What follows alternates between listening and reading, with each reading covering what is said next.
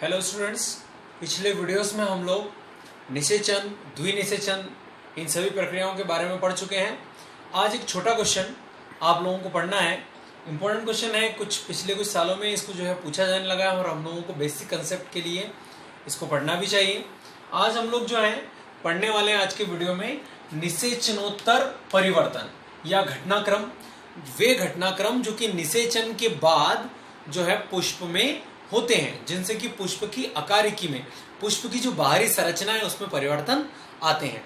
मतलब निषेचन की प्रक्रिया जब हो जाती है पुष्प में, जब नरयुग्मक और अंडनाभिक मिलकर जायगोट का निर्माण कर लेते हैं, उस जायगोट के निर्माण होने के बाद पुष्प में क्या क्या परिवर्तन होते हैं, या आपको कैसे पता चलेगा कि किसी पुष्प में परिवर्तन हो मतलब निषेचन हुआ है या नहीं, तो वो ये सभी घटनाक्रम है कि अगर पुष्प में निषेचन हो जाता है तो उसके बाद फिर निम्नलिखित परिवर्तन उत्पन्न होते हैं। तो क्वेश्चन आपका आता है कि पुष्प में निषेचन उत्तर होने वाले परिवर्तनों को लिखिए, निषेचन के बाद होने वाले परिवर्तनों को लिखिए।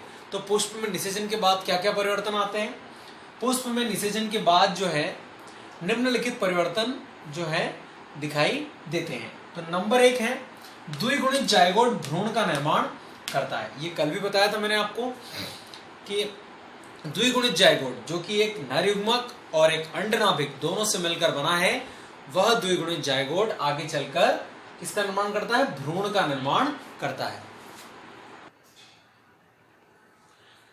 सेकंड क्या आता है? त्रिक संलयन में जो बना प्राथमिक भ्रूणपोष है। जब त्रिक संलयन की क्रिया होती है, मतलब जब दूसरा नरयुग्मक द्वितीय पोलर नाभिक के साथ संयोजन करके जो है भ्रूणपोष बनाता है, जो कि प्राथमिक भ्रूणपोष होता है, तो उस प्राथमिक भ्रूणपोष बनता है त्रिक संलयन द्वारा। तो त्रिक संलयन द्वारा जो प्राथमिक भ्रूणपोष बनता है वो आगे चलकर भ्रूणपोष का निर्माण करता है। हम लोगों ने कल देखा भी था कि प्राथमिक भ्रूणपोष बन जाता है, उसके बाद 3 विधियों द्वारा या 3 प्रकार से जो है भ्रूणपोष का निर्माण होता है। और यह भ्रूणपोष क्या करता है? यह भ्रूणपोष भ्रूण का पोषण करता है, उस भ्रूण को जीवित बनाए रखता है। ठीक है। और भ्रूण के बारे में आप लोगों को बताया था कि भ्रूण बीज का वह छोटा भाग है जो आगे चलकर नए पीढ़ी के पौधों को जन्म देता है, और उस भ्रूण को जीवित रखने का काम किसका होता है? भ्रूणपोष का, ताकि वो उसको पोषण करे, उसको भोजन दे और उसको लंबे समय तक जीवित बनाए रखे। अगला आता है बीजांड से बीज। निषेचन के बाद बीजांड जो है वो रूपांतरित होकर बीज का निर्माण करता है। ठीक है। बाह्य आवरण से बीज कवच। बीजांड जो होता है वो दोहरे आवरण द्वारा घिरा होता है।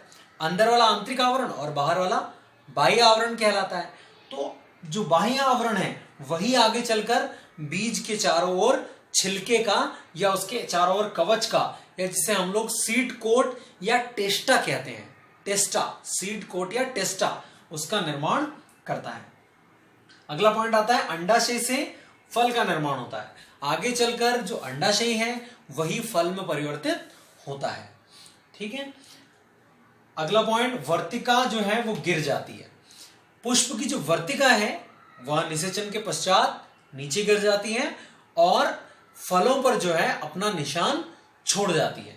कभी कभी फलों पर गड्ढे दिखाई देते हैं, या वर्तिका जहां से निकलती है वहां पर बिंदु होता है फलों में अंत में, तो वो वर्तिका और वर्तिकाग्र का जो है निशान वहां पर दिखाई देता है। लास्ट पॉइंट है हमारा पुष्प के जो बाकी बचे भाग हैं, जैसे वर्तिका, वर्तिकाग्र या अंडाशय, तो ये सभी कार्य करते हैं। जायांग में सभी कार्य होता है, लेकिन जायांग के अलावा जो अन्य भाग है जैसे कि दलपुंज और पुंकेसर, ये दोनों गिर जाते हैं। लेकिन कुछ जो फल हैं उनमें कभी कभी दलपुंज जो है वो लगे रहते हैं, उनके साथ चिपके रहते हैं, कभी निकलते नहीं हैं। और ऐसे लगे हुए जो दलपुंज होते हैं, बाह्य दलपुंज जो होते हैं, उन बाह्य दलपुंज को हम लोग कहते हैं चीर लग्न बाह्य दलपुंज। चीर लग्न यानी कि वे दलपुंज जो कि हमेशा फल के साथ चिपके रहेंगे, कभी भी वहां से अलग नहीं होंगे। ऐसे किन में पाए जाते हैं? जैसे सोलेनेसी कुल के पौधों में ऐसा होता है। जैसे बैंगन में आप फल के ऊपर चिपके हुए देखते हैं, 5 की संख्या में होते हैं। टमाटर में भी लगे होते हैं, मिर्च में भी लगे होते हैं। धतूरे का अगर फल आप लोग देखेंगे तो धतूरे के फल में भी चिपके हुए आपको मिलेंगे।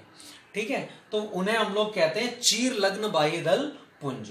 तो दल पुंज गिर जाएगा, पुंकेसर भी गिर जाएंगे, और लेकिन कुछ ज्यादातर फलों में तो जो है बाह्य दल पुंज भी गिर जाता है, लेकिन कुछ फलों में बाह्य दल पुंज अंत तक लगे हुए होते हैं। तो ये वाला एक छोटा क्वेश्चन बनाना है हम लोगों को।